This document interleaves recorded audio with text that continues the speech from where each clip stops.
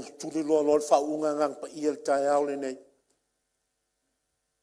Su e lau tusi mau, le lua Timoteo, ma tau pe tolo le whai sfuma le ono. Wha ta oto le wha moe moenga na usau wai le tai au le nei.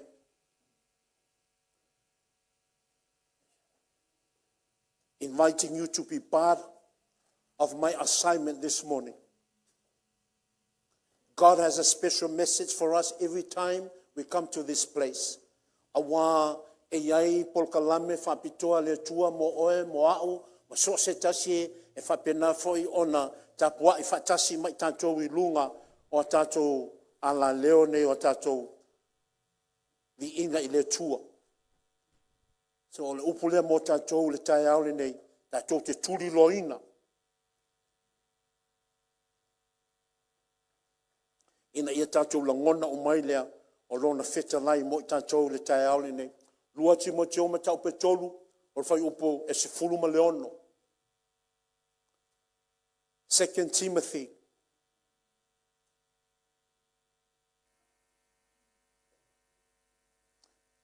Chapter 3, verse 16.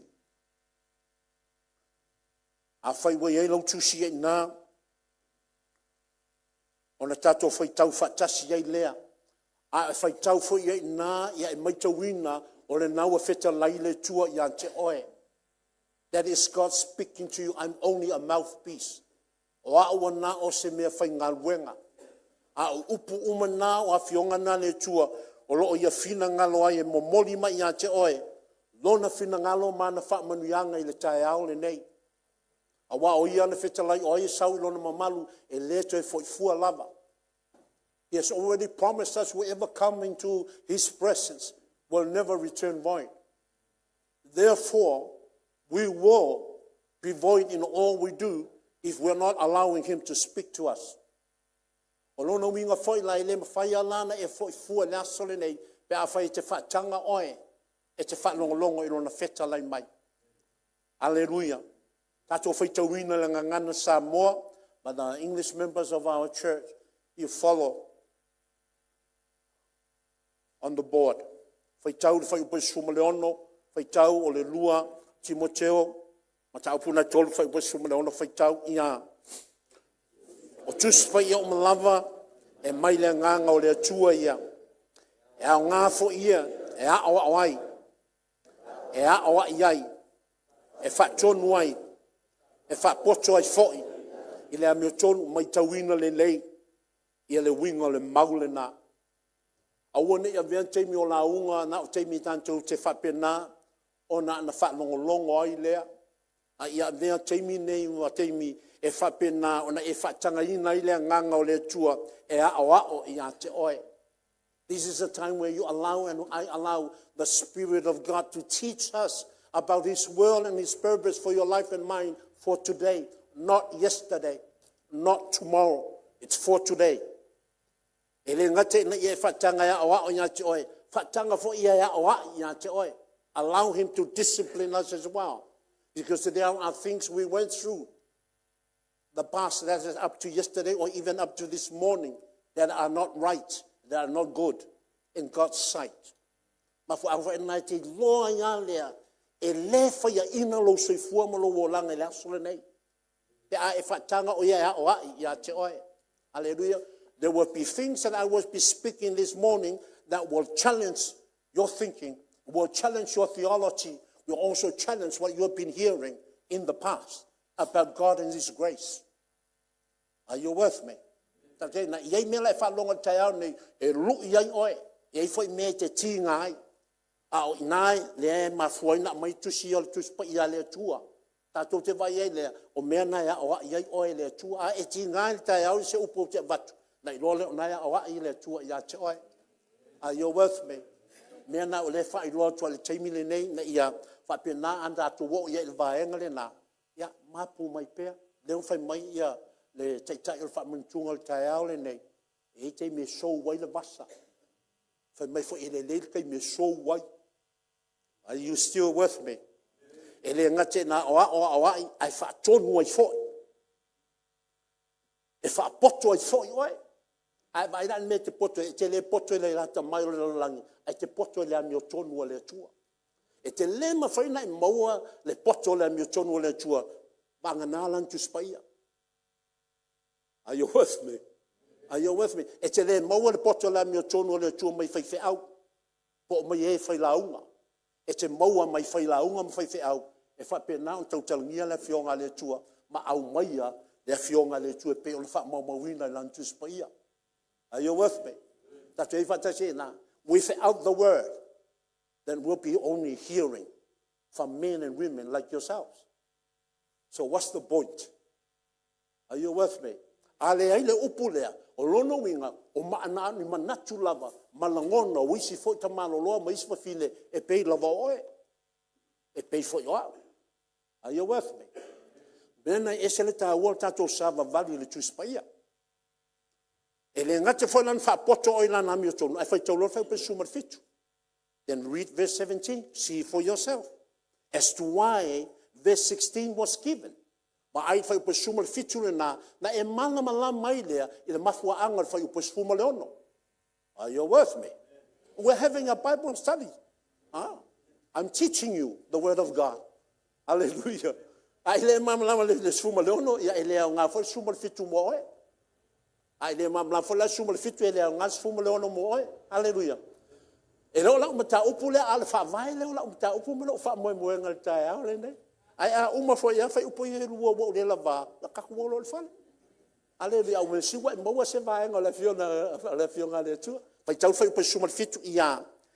Ina ia ato atoa ona le leiai o le tangata o le tua ia saunia lava ia i ngā luenga le lei umalama. Hallelujah. Ka mai a walker. La mea we a walker. A wawe mai sauninga o ele tua. Ele afa. Ai saunia o ele tua. Ina ia e matua e atua le lei. A o oe foi. Ai anto tole le lo sauni uninga ia le fiole tua. O nai fai mai na o oe o le tangata o le tua. A ele ato tola. Ano no winga. Ele o oe o se tangata o le tua. Are you with me? O tate ifa tachina. Hallelujah. Ia ele ngata foi lea. Ia sauni lo le o mangaluenga le le. Me foi na e bava ia. E alanga le ia tato ngaluenga. E alanga afa ka ko ngaluenga. Ona ele saunia le ua. The reason why we are not having the completeness of all our assignments and all that we required of us because we have not allowed ourselves to be equipped by the Spirit of God through His Word. Are you with me? Me foi na e alo ilo falfai ngaluenga e te solia tu la fono la foi ne o lau chopu ngai ke iai.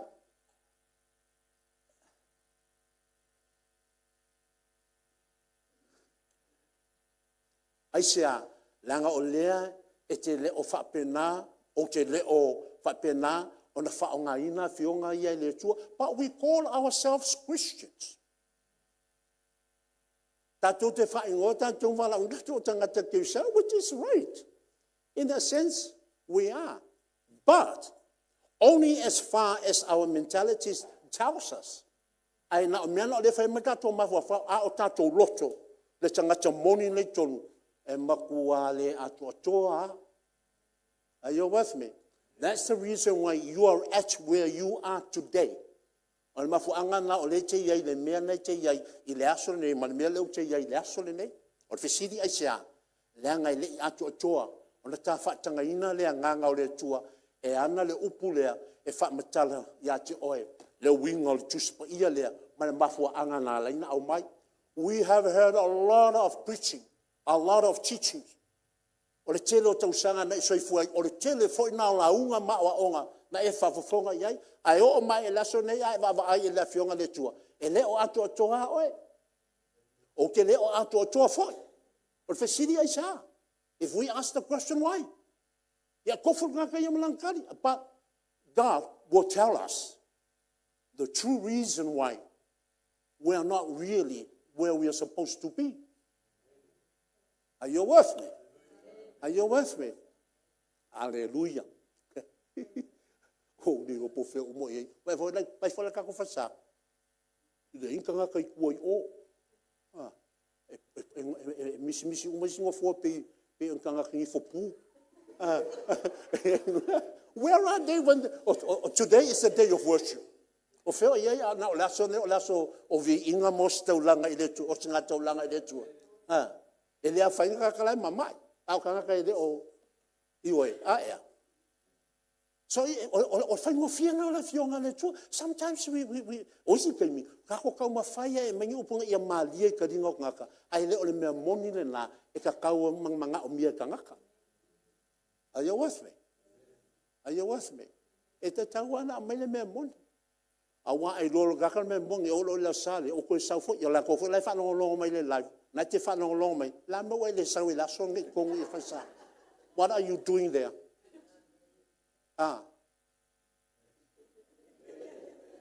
Ko ke fio no la fa va va ko ke le o mai wa le ku la ka ya.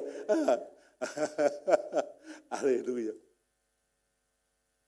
Ole au tu o la o mata upu le tae au le nei. O le visiona na mai le tua mo tātou le amatanga o le netau sang. Whaia whiwhiringa tonu ai whaia le so. Make wise choices today. Revisiting the vision that God gave us in the beginning of the year. O teimine nei I masina o awa onga. O vai teimine o suenga. O vai teimine o lau ngā tongu. Sami ei leo ngā luenga, masa sue ngā luenga na whai, mai le amatanga o tausanga. Ona o leo watatu iei le masina o Novema, ia ona whapena while on tau walunga ne tausanga. Mana tue whapena on tatou tue waai. Oa mai au whiwhiringa ne tausanga. Oa ni whiwhiringa na e whaia. Na e whaia e ni whiwhiringa tonu le ne tausanga e tusa ma mea na e whafonga iai, ma mea na whalongolongo ai mai le atua. Have you ever made any wise choices since you heard the word of God from the beginning of the year up to now? And what's the outcome of those choices? Are you following through on those choices? Are you seeing the fruits of those choices? Ai mene tatou te whesidi ai lea. Awa, i ola e leo nganga kako mai le loko, mai le maka upu ila sa kako wo, ai le whesidi ngia tatou po sa se tu lango iai. A le tau whalongo tuspa i ola na le mata whaioi. Oi tatou. Are you with me? Are you with me? O te mana ona ia e pu ea, lau wha moe moenga le tai aona. I want you to catch the reason for the message I have got this morning. Te mana ona ia e pu enga le mafuanga. Wa o mai ai leo le upu lea la ufifilia le tai aona nei. Ina ia tatou wo whaatasi ai lea. Ma ole au tūle na o la assignment mai le tai aona nei. Toi wha manatu i ante oe. Le visiona na ia au maia. Mō tātou le netausanga, ina ia vea le netausanga, tausanga tātou te whaia ai, ni whiriwhiringa tonu, e ala I la fionga le tua. Let this year be a year where we can hear from him and make right choices for our lives. For last year, God gave us a vision to fight the good fight of faith. A wāl tausanga ntua nai, a mai le tua le visiona mō tātou, tātou tau le taua le lei la le whatutua. O ia te mai e whinangalo leo le tua peifo na ua mai ai lo leo o le lua Timoteo le tau suma leono. E leni wha a vae pe oni visiona na na mai a mo le tau sanga o na muta I le mauma. Visions are not given just for a particular year. It is God's pathway of wellness and blessings to the lives of his people. O se ta yala. Ia tia o visiona, e leo se mea mai lo umal tau sangana, ai o le ta iala, po le whaasino manga, wa au mai e le tua whata pena I peon tangata, leanga o le ala I umi. E le umai na wa umal tau sanga. That vision did not end with 2023. It's empowered by the vision of 2025 again. It's a continuity of that pathway. E le he uma ai le tau le lei I la le whatuatua ina ua uma te sema lua tolu I le aso tolu suma tasi o te sema. Ai o le whaaunga le nā, toe au mai o lesi visiona o lesi tausanga, e toe whaapopo I nā, a wae whailoa mai nā, o le tau o lea sa e tauina ma o tauina whaleanganga le tausanga lea, o lea ua toe whaamalosia e anga lea, I isi whiriwhiringa tonu e au mai e le tua mo tātou. Are you with me? Tātou e whatasi e nā. Tātou wo le tusi whaamai o le tātou whaasoa I le tai au le nei. I'll be sharing from the book of Psalms, chapter 1. Lau whaasoa le tai au nei mai le salamo. Lau tusi le salamo no le mata upu mua.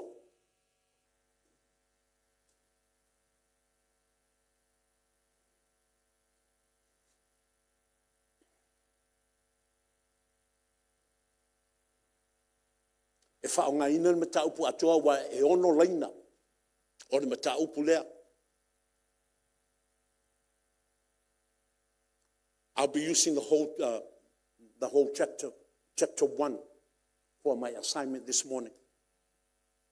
E whaongaina le mata upu atoa lava. Le ia ina. Mantua o mai o tuspa ia umalava mai le nganga o le tua. O le salamo le mua mai le nganga o le tua. Mo papa toi Emmanuel Christian Ministry I le aso le nei ta pena I tātou mo atai au. E vai lo utalana ia ina I le ngangana sa moa wha mai o le manuia o le wa mio tonu ma le malaia o le wa mio leanga. O le manuia o le wa mio tonu ma le malaia o le wa mio leanga. Whoever's got an English version there, can you read that out so that we can hear that for the heading of that Psalms 1?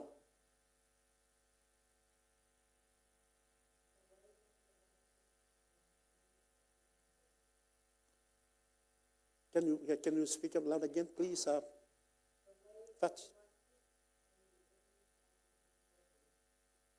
The way of the righteous and the end of the ungodly.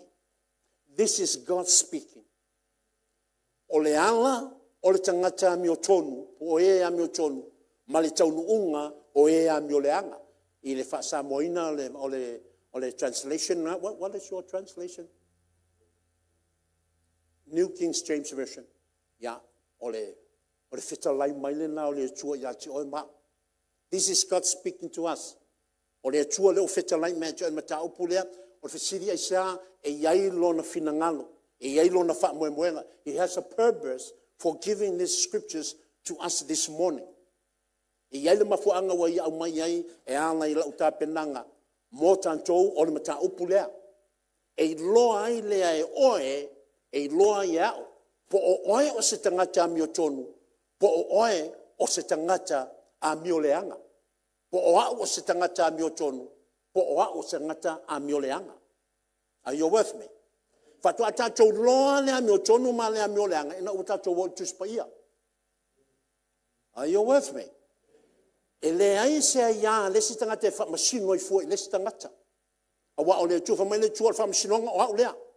A o ia te waa iai lea, a o lea e te soifua mo wola I laso nei, o lea wa mai e le tua ian te oe, lea ta mai le poto, wha ai loa mai, ma wha tonu mai ian te oe le awala, e te I loa ai, po o lea le toa ingata ngata na iai oe. God is going to speak to your mind and your heart this morning to teach you, to know and understand whether you are a righteous person or a wicked one. Are you with me? O le whaamaoni leo leo tua, te le tau whaatari se e oti. You don't have to wait until you die and then find out where you're going to go. No, that is not God's way. E leo le awala na leo tua. E le finangalo le tua se e oti, mo tu malo, ngā kawaku le o whai unga no. E te soifua nei mo wala nei, a ua e mamalama le mete iai, e ala le upu lea. Are you with me? Are you with me? Wa tele ana tātou wolam tātou whamai whakailoa me kia roi pa e oki, se ia ngā o onga. E ke oki a wai loa me te aluai.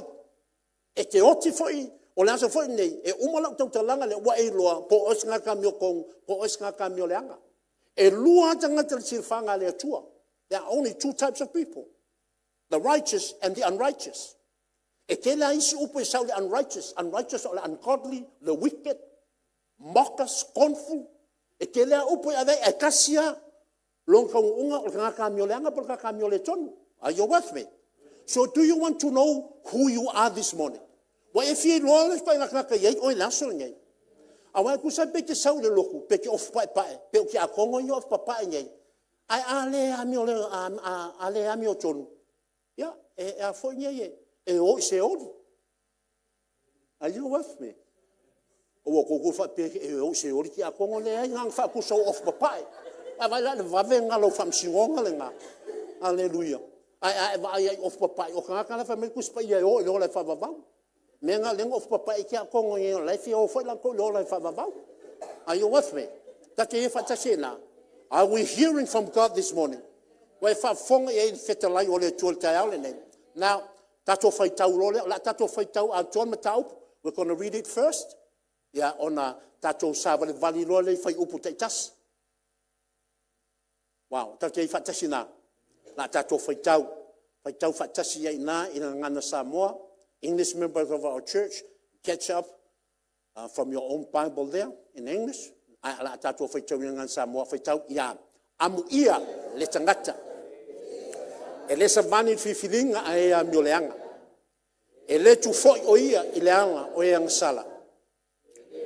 E le no foi i le no foa o e tawem. Ai nau o ia i le tula fono i le ao a toa e mafofofo ia nan tula fono i le ao a toa marpo.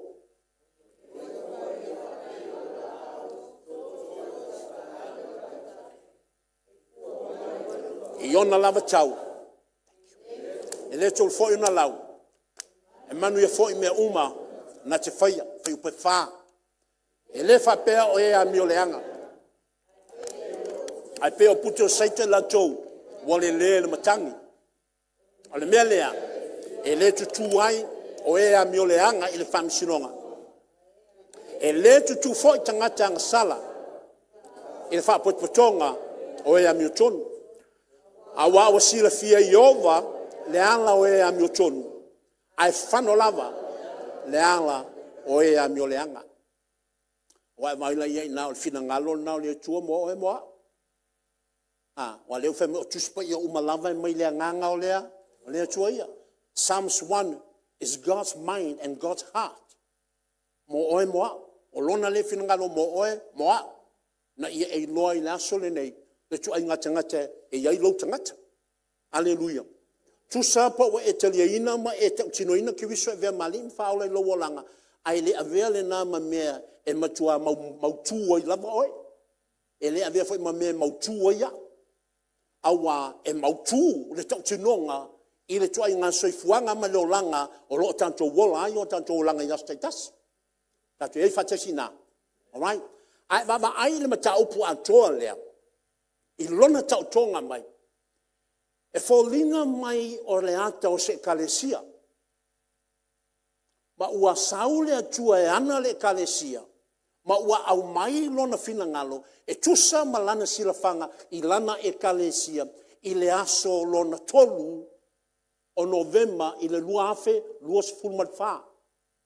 It just happened that on the 3rd of November 2024, God decided to come to speak to his church. Are you with me? Leu te umaya siata le na ia malama mai le tanto matau. Wa ia na e ele tangata le tautala. Somebody is speaking here.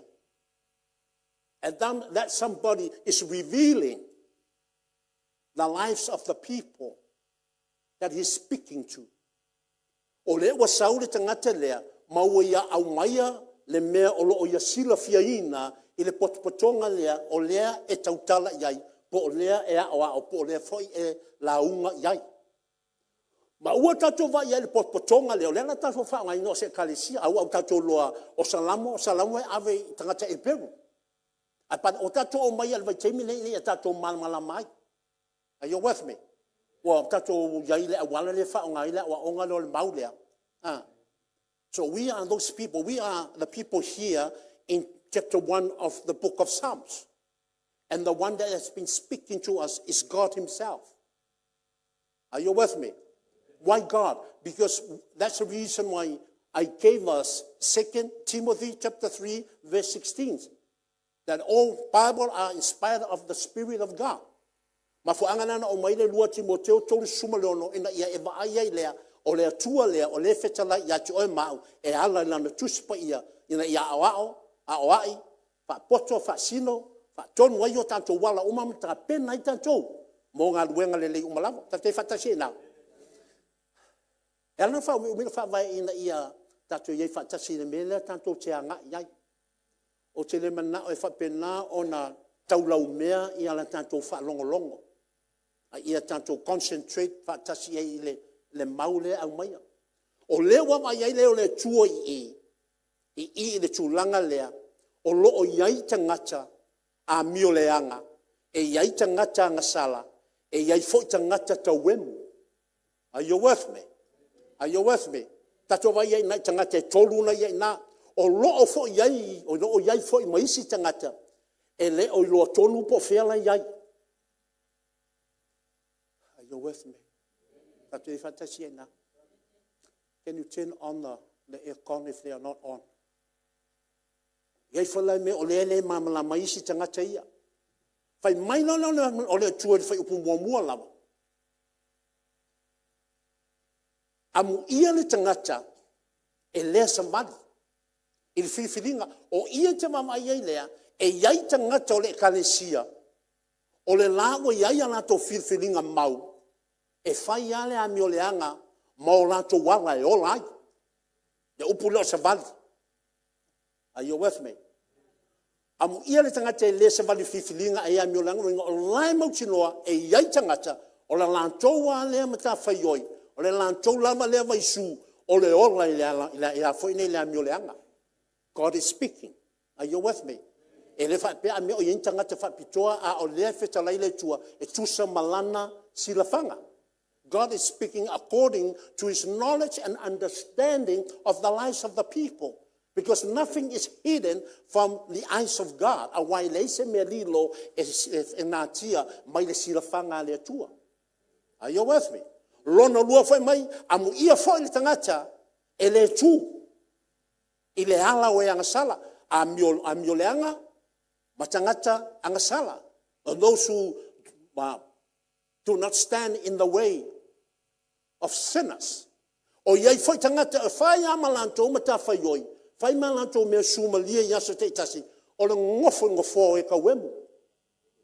So se ka mai mea e whai, ka kaua ngai se mangaku iai, a le ngā whai mangaku e leo se mangaku ainga. Are you with me? This is how God is seeing his church of 2024. Are you with me? Ta te iwhatasi e na, ka ke leo mamawa, ka ko mai ko e kalesia. However, God is confirming to our ears and our spirit this morning that there are such people in his church. Wow. I find maya I amu ia oe. Pe a find loa wa e filifili ina wa uma ona e falongo le nei upu e te le savali yala la tona. E te le tūfoi. Ia lo tangata na po whiwhilinga I lantou na e te le nofo foi I le nofo e te o ia te vai ai o lau whiwhilinga e te manuia ai. That's why wise choices has to be made and has to be made and done. And no one can make that wise choice other than yourself. E le mawhaina whesosoani fuoles tangata ma whaatonu oe I le me te tau ona e whiwhilia o te le whaatonu foi ngā te oe. E ui oa ua whai au au te le whaatonu I ante oe. Ai sea, langa e mai le tua I ante oe. Le pule ma le whaitalia te whirifile I oe. E tusa ma le mea te mana oai. Even God himself. E mai whai le tua. E le whirifilia e le tua le alo. Takata whai langa upurea. Whai mai, amu ia oe. Amu ia oe. Pea e le savali na. E lo whai mai le tua. Awe te savali ngā. Awe te ngofo ngā. Awe te kūre ala ngā. No. He just gives us the counsel. That's what we call the godly counsel. E mai le tua ia lona finangalo i le tangata e whiri ai. Whai mai leo le tua ia ina. Ae e nau, a e nau i lau tula fono. Ma e mawhau i lau tula fono i le ao a tua maripo. So you are given and I am given a choice. And the choice that if you don't want to join those people, a whai te lema nao ina ia e savali ala o lantona e le tū foi. Ia lanto wambionga mai no foi lanto foa e kaunga ia sau me fai. Awa nga lo ngofo ai, awa na lo ngofo ai. Don't sit idle. Are you with me? Are you with me? Tele tanga te lotu na le nofo le vai kemi le nei. Ai fa longo le upule mai le tui na. A ele ngofo e ka wemu. Fai sau whiwhiringa. E te mawhau lau tu la fono mai o lai. Iha! A fai wai whiwhiri. E te le kui le ala o e anga sala. Ba ai lau upu. E te o lai mai mawhau ai i le ao a tō maripo. E ku ai lau upu na. A fai foi e te le manao e te vali whiwhiringa na tōna. Mai lau upu e te whiwhiri ai. Ai aua ke ngofo. Are you with me? E te langona si u leo le tuana ave ia lau te kaia. Mai lau te kaia. Ave vela, malini. Aua te wha leongo lua. Meanga ka o le ngofo. Are you with me? Are you with me? Ngofo wha ngaulang kama. Hallelujah. Hallelujah. Are you hearing God for yourself? Are you hearing God for yourself this morning? Amen? O lau whiwhiringa lea te manui ai. Lau whiwhiringa i whai le aso nei. Ina ue e whanongolongo a whetalai mai le tua i ante oi. Are you with me? Mana tua le whata o te sfulwhawhai po suma le lua. Remember Proverbs 14 verse 12. Tato whaitawina le ngangana Samoa. Le whata o te suma whawhai po suma le lua i a. O se wa ia ke wiso ole.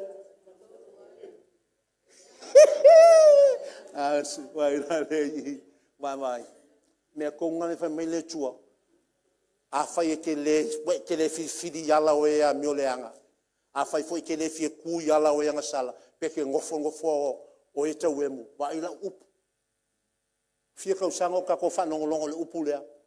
A o la ngā lave le mantuanga. E iai le awala e manatu le tangata e tonu masao ma le lei. A o lona tau nu ungai whanoi. Are you hearing God there? Are you hearing him now? E iai le awala. O le awala e whaia le tangata. E ese ma le fina ngalo leo le tua. Ma wana me e maua le tangata le na. E whano. Whano la la tau ia leo whamei le tua. O le la wa whirifilia e whapena o na whaila mi o le anga.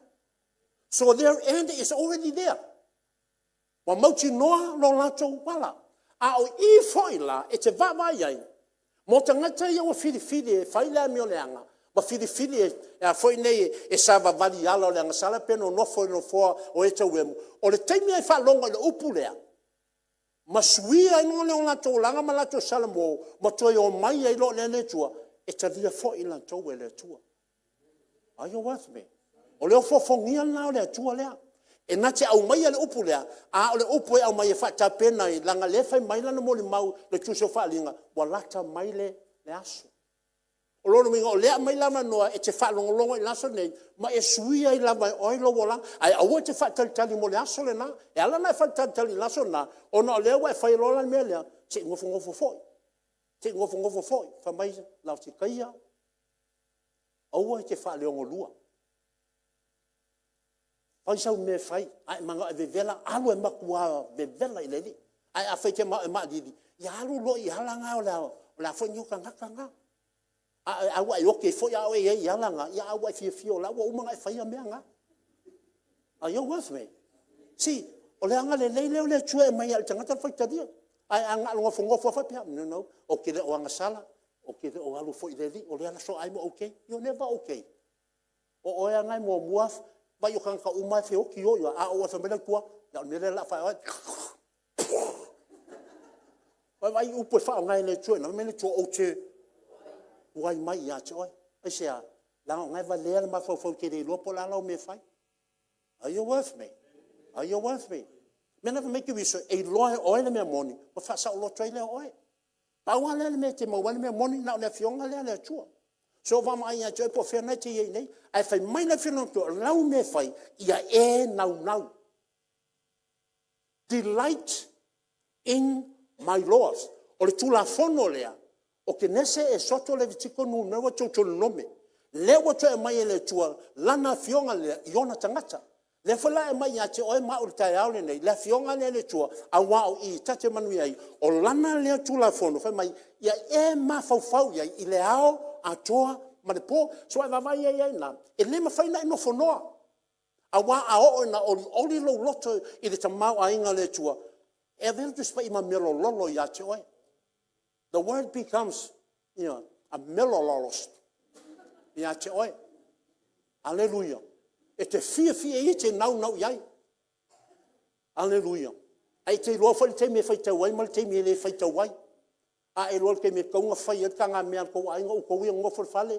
Ai whai mea, nanga le whai kaula kusi. Mea ngā kaula pa ye. Mea ngā kaula whaalongo lua. Are you with me? E ke alo I la fionga le tua, ai lea ia masau mea o maua I ngā.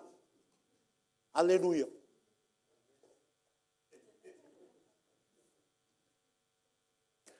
Ai nau o ia le tula fono Iova. Ai vai la me mo le tangata nau lea. Le esel fa maoni lo le tua. Na. Verse mua na, God gives us the personal right to choose. E au mai ale le tua le awala I le tangata fidi ai po le atonu le me na ai. A le fai upe lua lea e nau le tangata le tula fono. O le o nai amai le tua le fa sino manga. Mo le awale savali ai tangata o le manao I le fa manuyanga ma le fa unga le tua. God gives us directions for our daily lives. In verse 2. O le fai upula le tolu. E matua manino a fa manuyanga ia mai le tua mo le tangata la lea. Ua nau lo e sa ili fina ngalo le tua. When you delight to be a blessing to God and walk according to the heart of God, this is what you're going to get. E matua manino tato fai tau fai upe tolu, te wa aile iante oil fai upu nei tolu, ina ua e nau I le tula fono Iova, pe ua e nau e te mafuta I le tua. Iaso umalawa I le ao antoa maripo, pe e te fai ngā luenga e te mana tunatu I le tua malona alofa, malona angalelei manana upu. Hallelujah. Fai tau fai upe tolu ia, o ia foi, e fa pei o le la au, wato to I taftafaane o waitafe. E fua mai ona fua I ona lava tau. E le tolu foi ona lau. E manu ia foi. Me oma lava, na te whaia. Vai le ata le nā.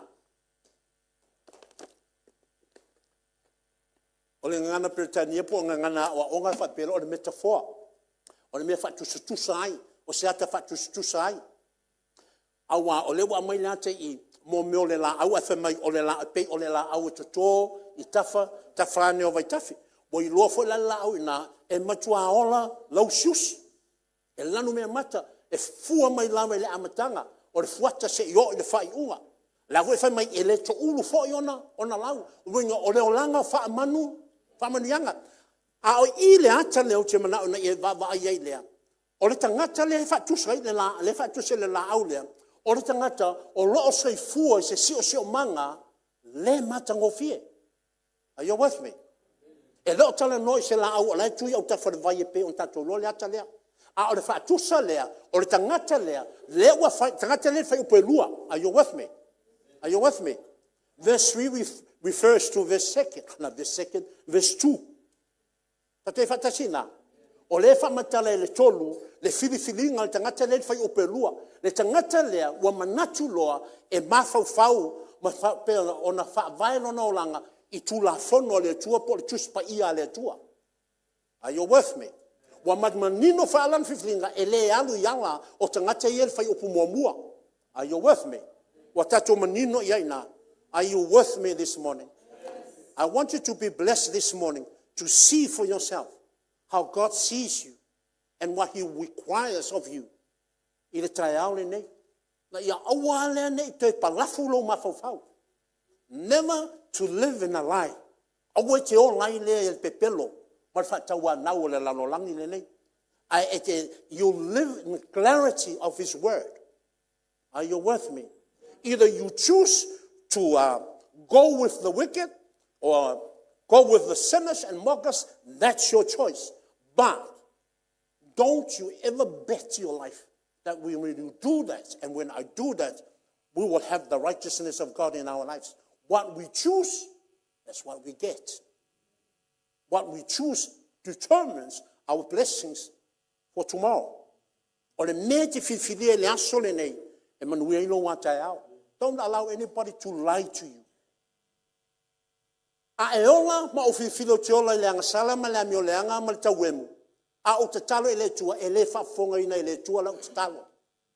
Sometimes we've been lied to. Are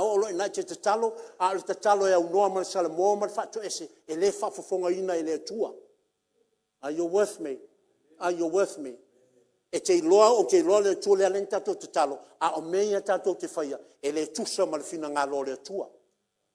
Are you with me? Are you with me? Don't be fooled anymore. A fai te talo o le sai fai mea leanga ia wa le tau ma tanga salama tanga mio leanga mai e tau wemu le upo le tua o tau wemu foi lea o lo fa longo ia o onga yo le fionga le tua ai te le nga wa ia o le si winga na tau wemu. Mockers are those who hear the word of God but never listen, never heed the word. They continue on in the stupidity of their lives. Are you with me? But remember, I said, once you realize the errors of our lives, and when we repent, and when we ask God for forgiveness, He will bless us. Are you with me? Are you with me?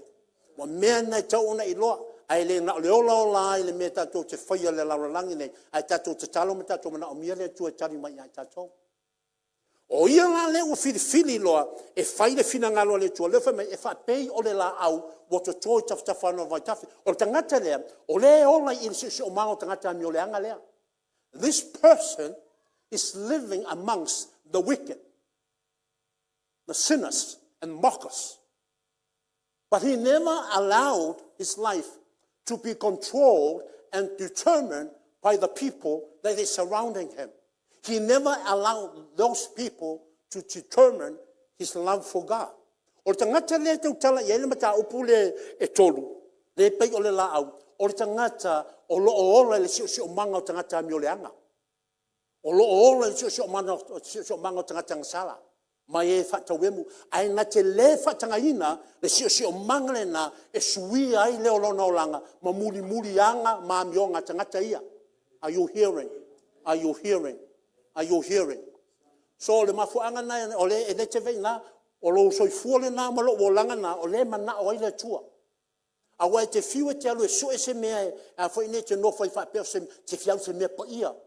Ia. E ke le lopo fe ke ma wai le mea pa ia. Fa me te fiau se no fanga to file mu. We e kau fiu ma mai ma shalom ma ngafi o ma foi mai o le officio a fa me shalom I'm sick of this location from Lam. Wherever you go, it's the same everywhere. Hallelujah. All right? Wo fialu kiki.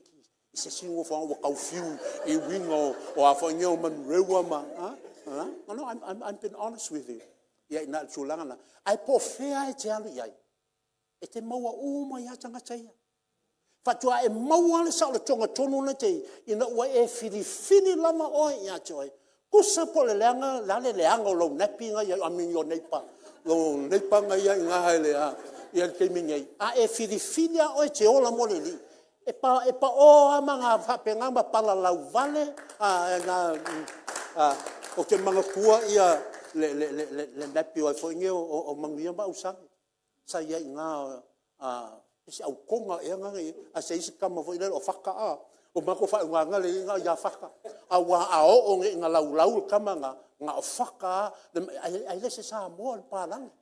A le heka wala au ya whaka. O ko winga mo ko mo man. O fai se silo o ko ya nga le kulanga nga. Ya vai nga ngofa nga fela wo ya. Ya la wo ale nga ngofa mangia mau sangi o ngofa nga la. E o ese mai ya nga. Welu amanuinga lo fam talanga ina. A e pulea lau whiwhilinga, e ala I lau ave I le atua o lau soifua ma lau ainga. E pa au mano ma mano I o tau au tafa, ai le tai mai I a tau. Si, o leo fofongia na wa fionga le atua. Tatou te tatalo sa lamo iwa sumaltasi. Ai le mawhaina tatou wola ai. Aleluia. Na tatou mana na o iai. Ai le mawhaina tatou wa ma ai lau o tupu iai tatou. O sana. O le ala le a fo ine le fa le tolo siusio manga le. Ai e te ola I lawa te tolo siusio manga na. But you never allow your environment to control and determine and dictate how you live your life in Christ Jesus. Ai vai ke siano umai ai vai ke siano tuso e peru o te mino laia o ai tuso e peru le diploma class. O tangata o le kalesia le po tangata e peru le tuso e peru o la o tamo fai te foi. Ia o onga ma tal tonunga fai utaia. Le mai fenga inga tuai ya Mose Arona o profeta ma foi nei ma angeru ma o staulanga. Ai fai mai nganga pa ia na o wa ko ke ko fo ia na. O umale te mi o onga na. O mai ia ke viso. O ia o le atu tuanga o mea umale na o sili esa ke viso. E sili atu lo Mose.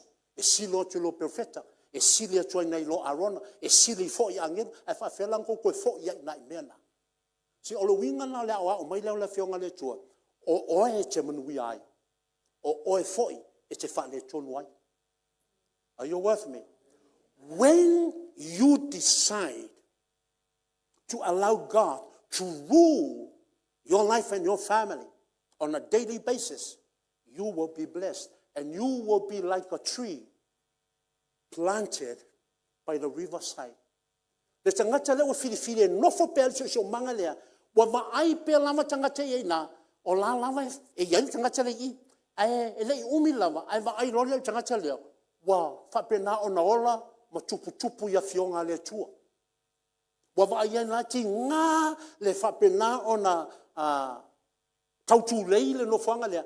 Ai va ai an so fanga tangata le ainga le. E matua tamau ainga. Tamau ainga le tulanga e lanu mea mata fa manuanga le tua yo la to soifuanga. E iai le ori o la to soifuanga. E iai le file mu e a vea la to ma to file mu mo le lalo langi ve vesi le iai. Are you seeing what God is saying to you this morning? Are you with me? O tatu iai na fa mai e pei la to na o le la au o to. Vai vai opulo to. Le unga lo pulo to o fa longa na e iai le tangata o lo fa penan fa manuia iai. Like a tree planted.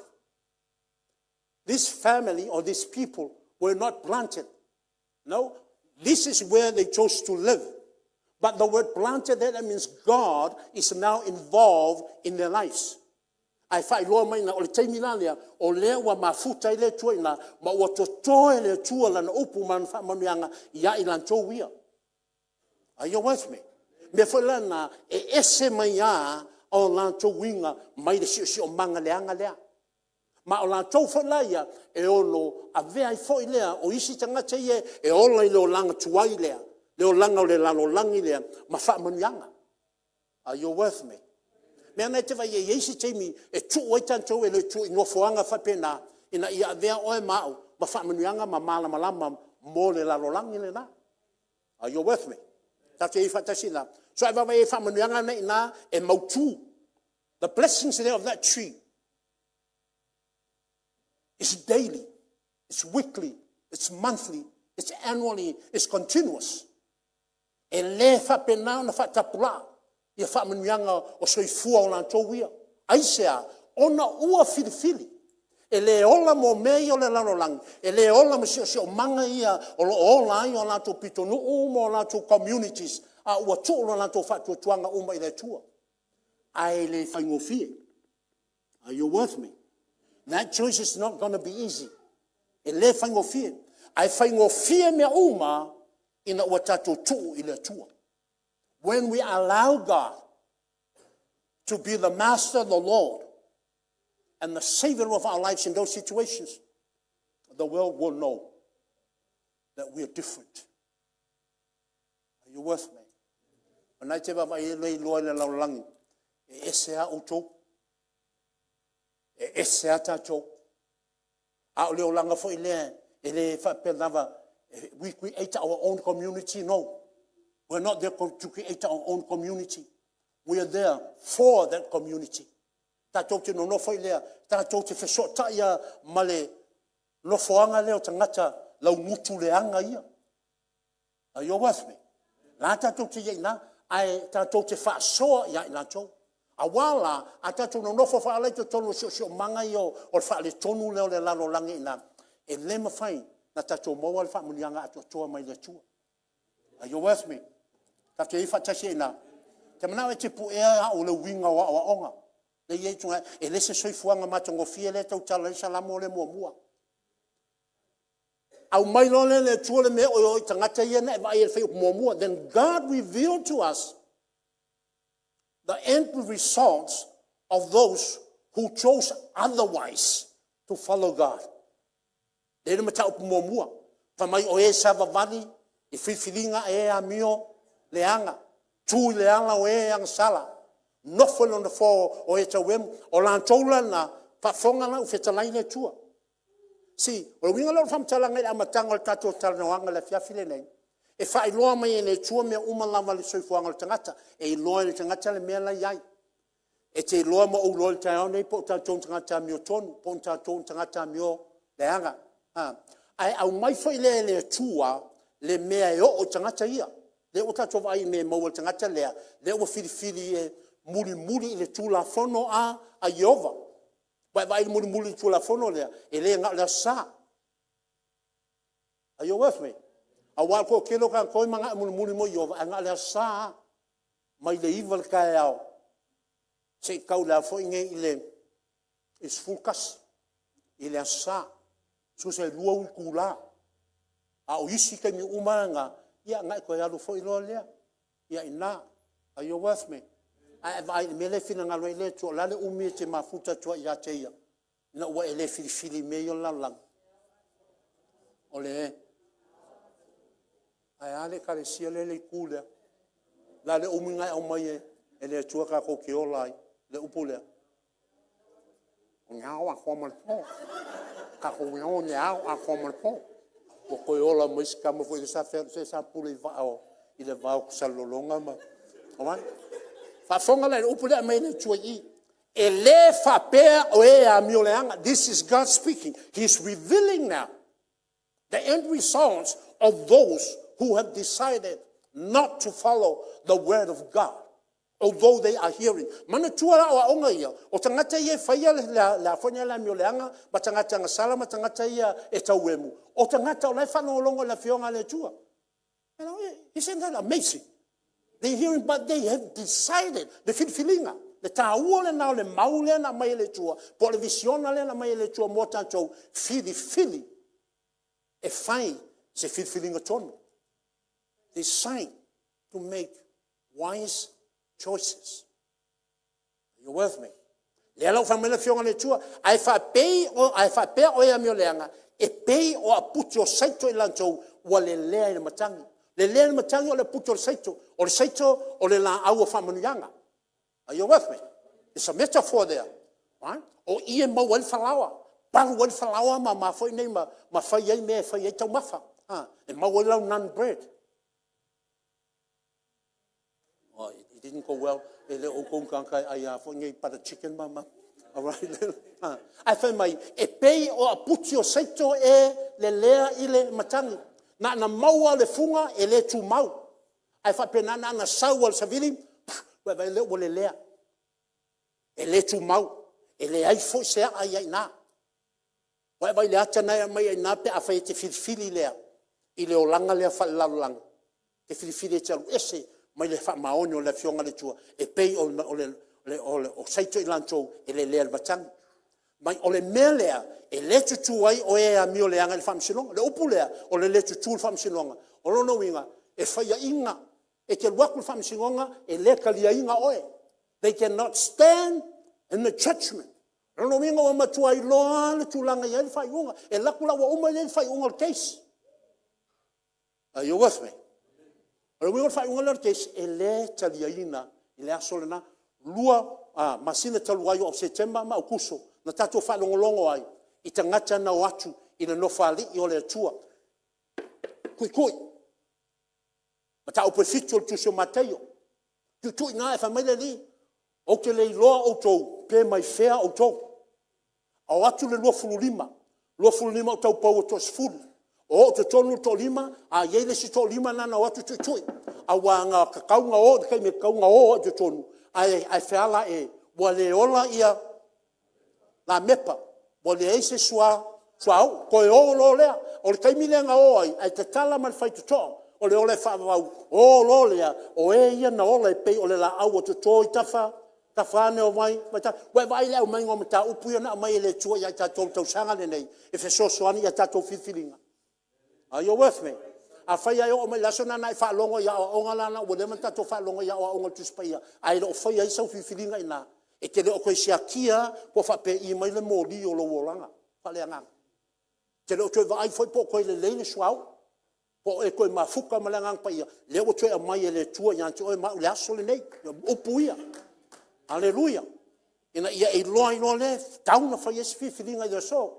E watu I tau pauna tō lima, e whamai mai whonga le reina, o te le loa o tō. O e se tuia o tō mao. So wai wai ina, wai le mi ngoi mai le tua tato e kalesia. Au mai anon whina ngalo mai amatanga.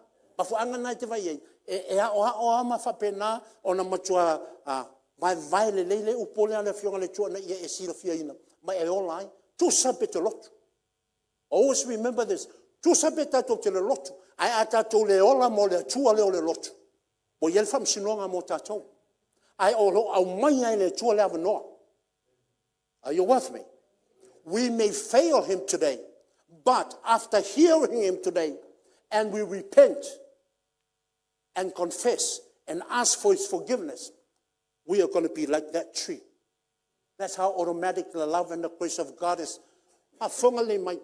Tu sa po le alta le wa umatu masina suka singei lo winga fia masina u ko ga a se fu aka mamai umaka ngaka ge wa pasu kolisi ai ko wo ai so le ha wa ia na ko le hale se fulu le wa umatu nei a le hale fa le tonu ta ia o mai la so le nei o le aso le nei e fa ia le tole le lenga mo ta u. Are you with me? O le anga le leile na o le tua lea, ma fu anga na ia o le tuspaia. E le I au mai le tuspaia whanoina tātou. The Bible was not given to condemn us, but to teach us. Are you with me? So o ma fu anga na ia o nei na ia e langona I lea ma e whiriwhiri. Wa o la ia le avanoa mo oe, mo a. E le tutu la tou ia le whamsilonga, lono winga, e rua tu whamsilonga, wala wa umana ia le tali.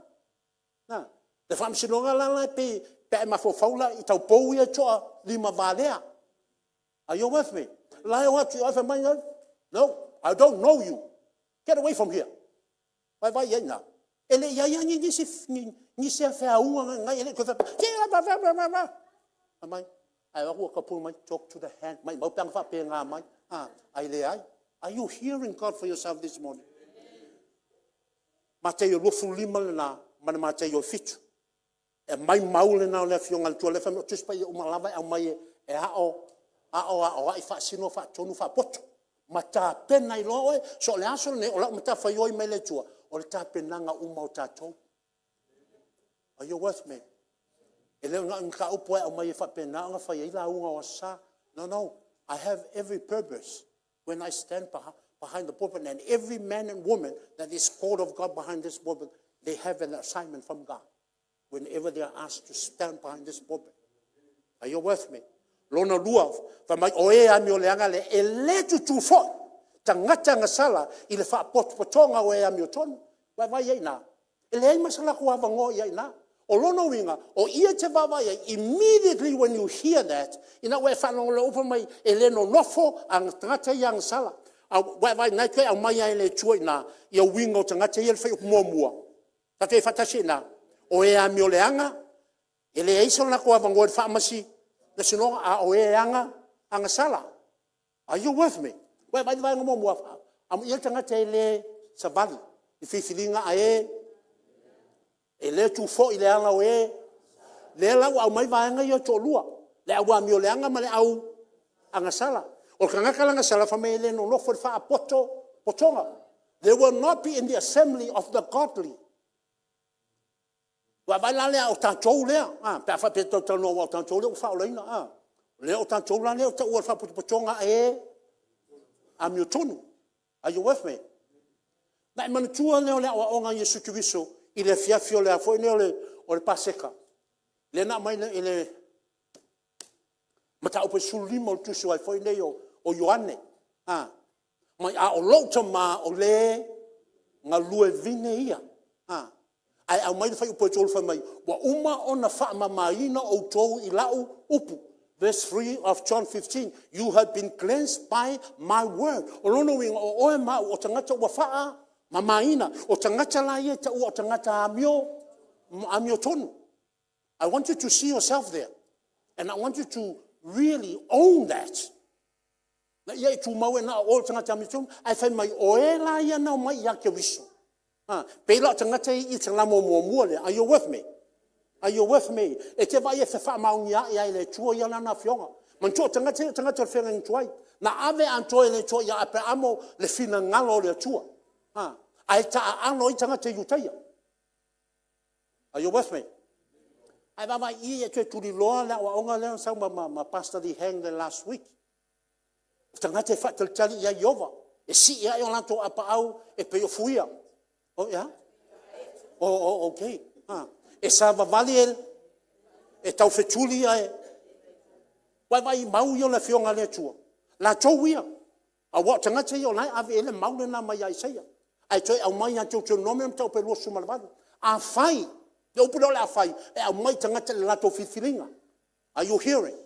If you obey, a tau sta ia. Poke manguia me umala vai le tangata lea. Le se senga o le tau nome na lo sumalvali. Ma tau pu mo mua le na.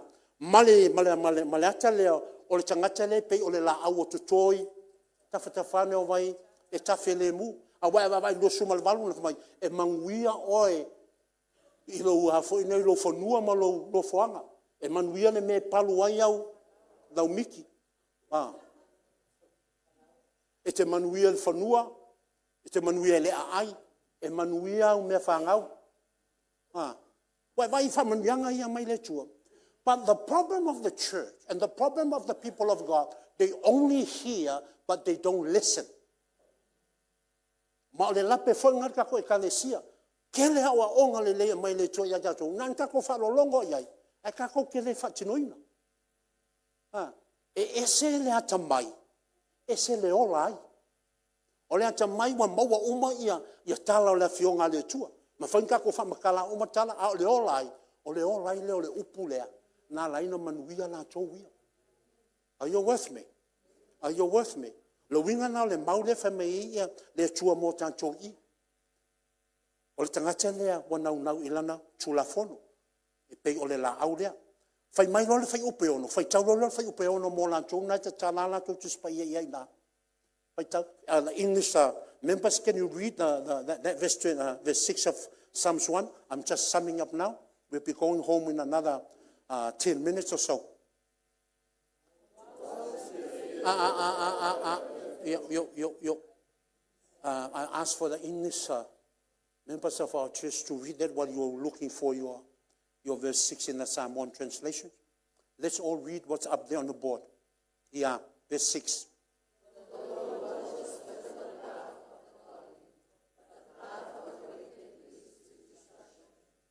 If I tell the English, please read it out slowly.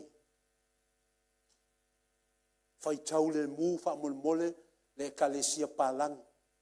In your hurriedness, you're only sounding out what you're seeing, but you're not hearing. Are you with me? Are you with me? It's not a race. I know you can all read. The reason why I'm asking you to read, as you are reading with your eyes are on that word. And you're going to keep that word in your spirit and in your heart. For Proverbs 2, verse 22, keep your eyes on that word. Keep it in your heart. For it is life for those who find it, and healing to all your bodies. So, whaitau role ile ngangana Peritania, whaitau ia.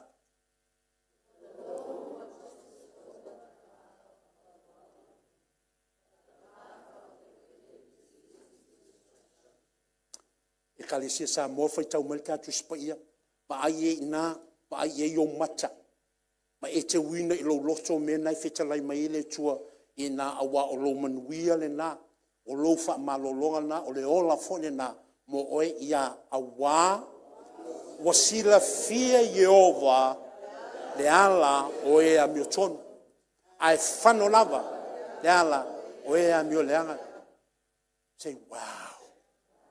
See, that's how God sees us this morning. O le wala na na sila sila ile tua ia te oi ma utai au le nei. O wanga pe a mo wala a faita te a mio tonu wa sila fia ina ile tua. O lono winga o manuia.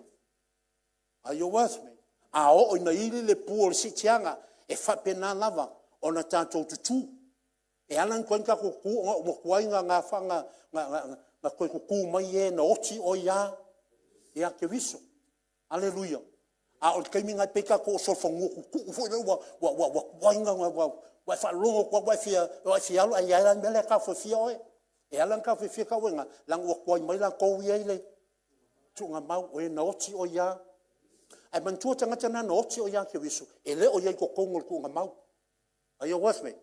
O lan tolu na ina so na fioti ai na fio mai ane ia angelo le tua ave sawa ile parteso. So lalai o parteso. So o le koe o mai na parteso i o mai na roku nga maunga le wa ia le me o mea lo delay. Wako lau popula mo kwa ele kari kongo ia inga leanga. Ia peke le kari kongo pele ai. Le mea na tupu. When you die and Christ is in you and you were like that tree planted by the rivers. Are you with me? When you die, you go straight to the throne, to paradise. E te alu sao al paradiso. Aleluia, le se fesili ai na. E le faia se whamsingonga. Langa le meanga e poto ai. O e a miotonu. That's where the gathering of the righteous when we die. Are you with me? Kako ye whakasi ngā. E le fo mo mori o ko le meanga inga ia. E la ngona ati le le fam o le afo no fam ni. Are you hearing what the Lord is saying? Ke loa Mose. Fai mai ea. Ko ke loa Mose.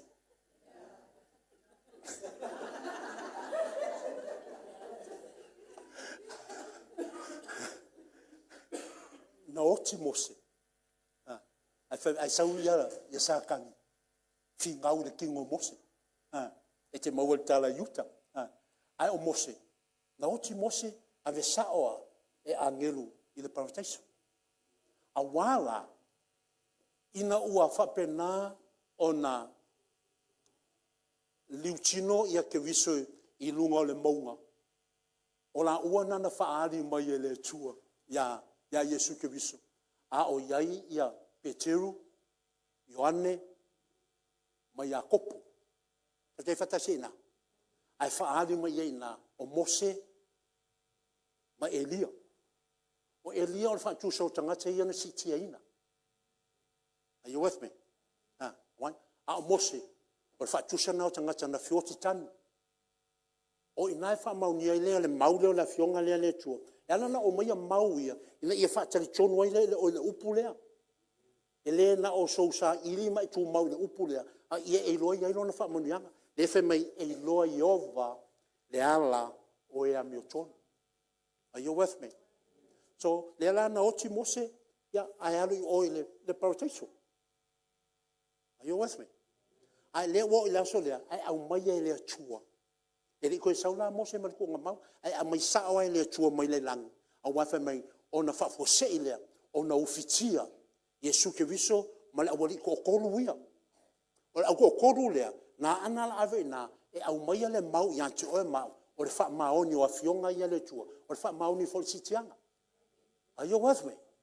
Those 3 men, there was a purpose. God has a purpose for everything that is written in His Word. Man tu vai te me to kira ka le ka ko sitianga. Ale wa ko ya ke o ngai mau ia. A wa pe mo fa ko la unga fo ya ke o pe mo la makanga ko sang fo. Ai ava ko ngai me ye ngai vai te mo mo wa lo wa ngo. Are you with me? Ngai e na wai le sitianga. Ai le ngau ngau e that's okay. Ule oi. La le ai le ngau ngau o le se me kia fai ngai o la nga sa o tonga. Ma la una fifilinga. Are you with me? Ona ufitia le o la chou e le ao. Ona la tu fa longo le si fofonga mai le lang. O tu fa manatu mai le tuena o ke wiso le rona lo pele to chas. Ya la tu sta in fa longo ya te. Ya nga uma le wa fa mai wa me ia la woni ile le fofongi o le me.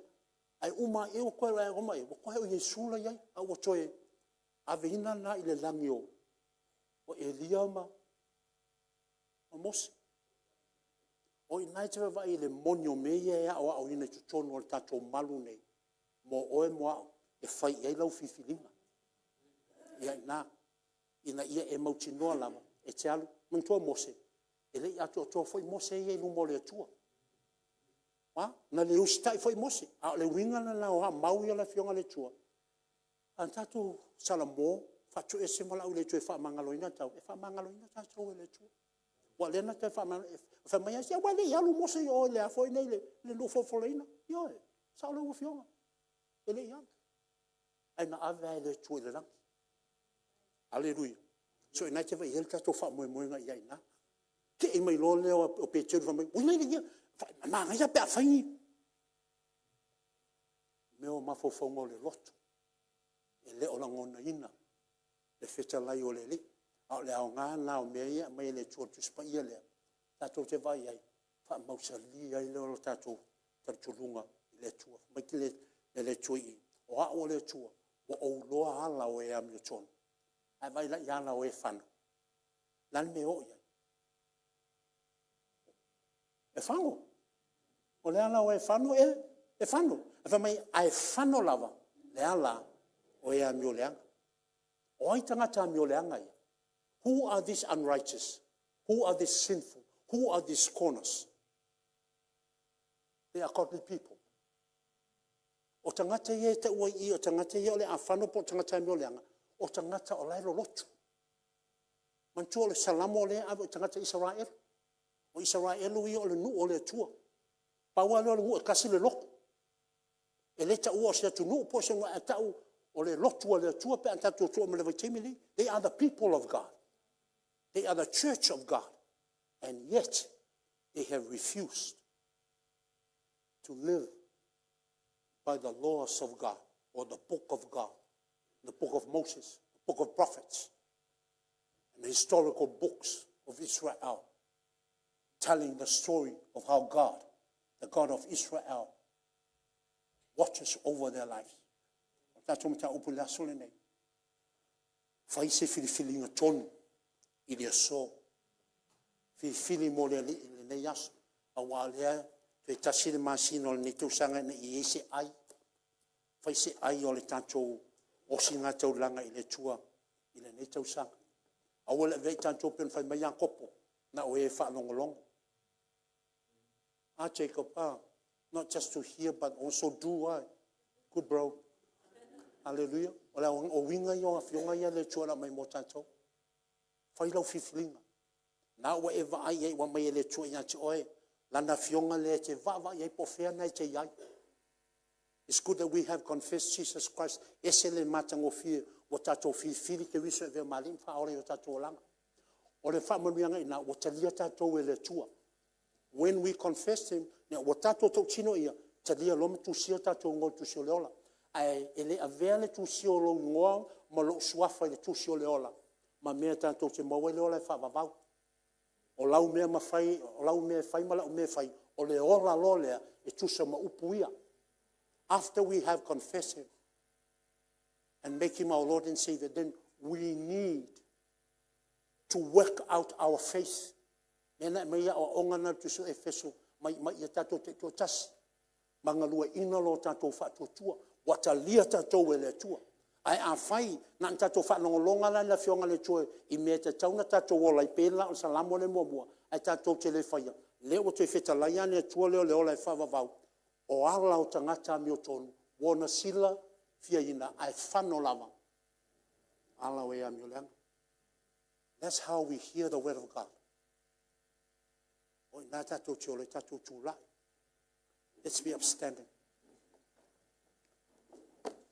Team, stay there. Stay there in the seats. Tato tupe ia ina, ele usua stato pese. Ele usua stato pese, vatu temine te mana tunatu I lava iate. Let's do something differently. O tele mana la fai pese o langa istemi, a ola fai pese na la to bisia I lor fa manianga le. Sometimes when the worship team and the praise team goes up there, then they will miss up this important time of the Word of God. Awalong wala au tato te tulai. Tasi tato sauninga. I tae au nei. Tanau e te mana tunatu a chili lava. I le upuleo a mai mo tatou le tae au nei. I want you to see yourself according to the word that God spoke to you. Hallelujah. Ask yourself, what do I need according to what God has revealed to me about myself and His grace? Nasa me fai le upule wo fa longo ai ya chao ma le alofa tu noa le ole tu. Ai mana o ia vea oi pe o le la au le o to tafani o vai tafele mu. Na o oi lava. E te fai le vaenga le na. E si o manga le na tato va ma e le si o manga fai ngofie. Ai fili. E te muli le fionga le tua pe o na tato fa longo ia I.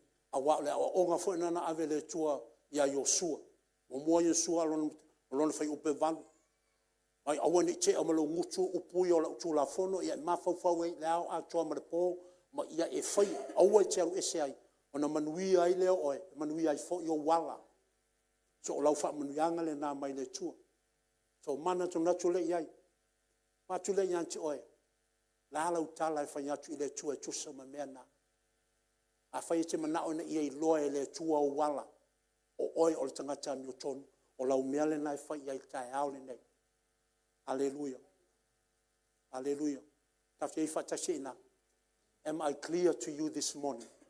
O manino lau whafonga mai ai na. Hallelujah. La matu ya te oe le tolu.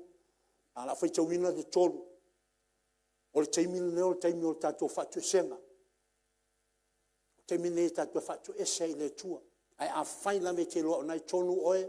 Ave lau whaftai I le tua. Ona o lona o awa tiri mai ya te oe. Ai a yeise me te loa nai lua whasasi ai. Lau mawhitanga ma le tua. O le teimile nei. Te wala au I le li tapena ina le lei oe. Tapena ina le lei au. Tato e whatasi na. Now are you ready to make that conversation with God? Wai sa une whailau tala noanga na ma le tua. Listen very carefully. Pafonga le mai. You don't have to sound out e tau tala atu ma wha leo. E pe una e wha longo I lo leo te wha matala tuai. Ta te whatasi. Ai te wha pe nā ona memu o lau ngutu. Pe ona whai e hana. Ai na whafonga le tua iai nā. Mafu anga e no whatu awar wha leo ina. Na ia awa ne wha lawe fo I lesi tangata na I o au tafa. Au le vet o te mile I o oe lava ma le tua. He understands what's in your heart and in your mind right now. Salamu e se lau tau suma le iwa. Wa oa oa I le tua. A ole iai se upu I o tatou ngutu. O loa ona ia sira fia ina. O tatou mana tunatunga. O tatou loto. Psalms 139, God declared that before there's any words in our mouth, I already know. Wow, tawte fatasi na. Pai tawino le tolu. Vatu lo leo oi lumo le tua. Hallelujah. Tasi, lua, tolu.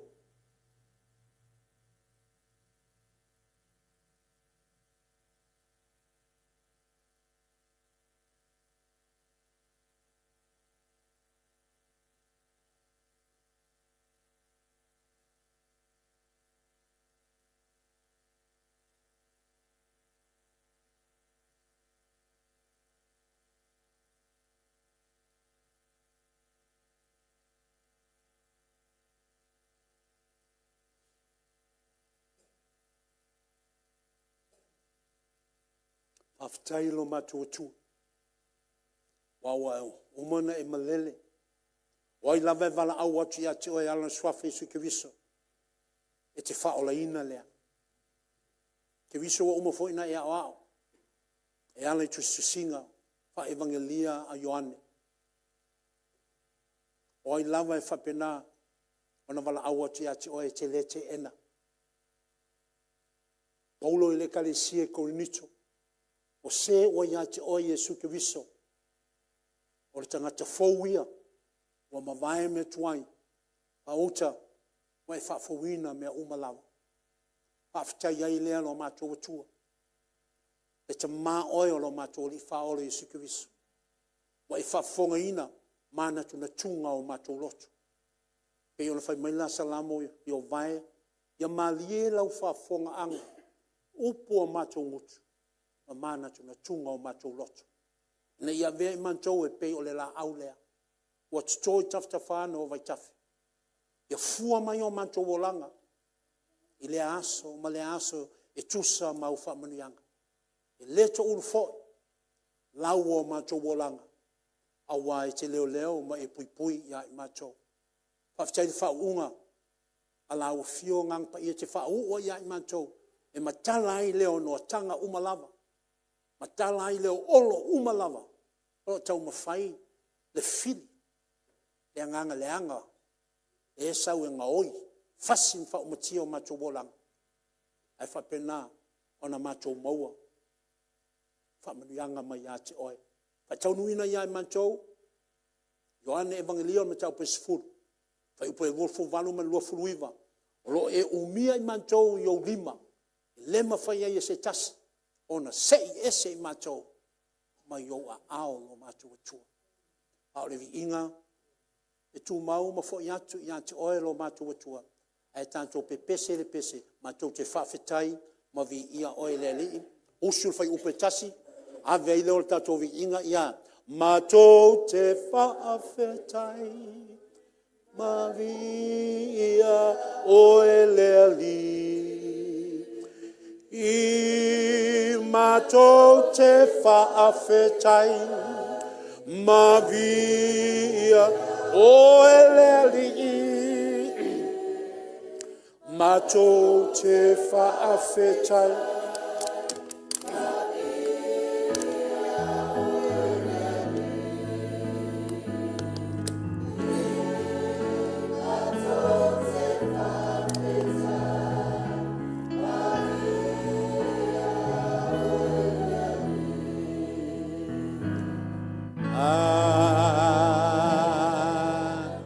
Ia le tua le tamā. Me ia le tua le alo. Me ia le tua le angang pa ia. Me ia le tua alofa. Le atua anga le lei. I le swafa Iesu Keriso. Amen. Au sau langa pati whawhitai ai leo le tua. Ya. Na ia. Lala mai le lo wawa. Thank you worship team. For an excellent worship every Sunday we come. We continue to pray His anointing upon your lives and upon your ministry in the swafo Iesu Keriso.